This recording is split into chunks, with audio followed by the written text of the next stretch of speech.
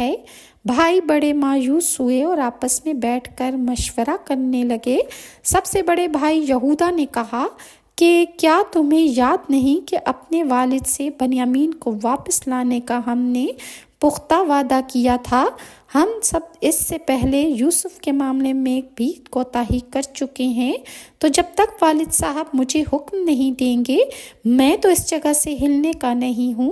یہ سورہ یوسف کی آیت نمبر 80 ہے۔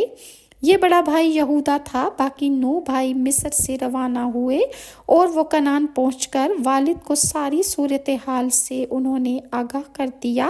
ساتھ ہی انہوں نے اپنی صفائی بیان کرتے ہوئے بتایا کہ اگر آپ کو ہماری باتوں کا یقین نہیں تو آپ اس بستی کے لوگوں سے پوچھ لیں جہاں ہم مقیم تھے۔ حضرت یعقوب نے فرمایا، میں تو اپنی پریشانی اور رنج و غم کی فریاد اپنے اللہ ہی سے کر رہا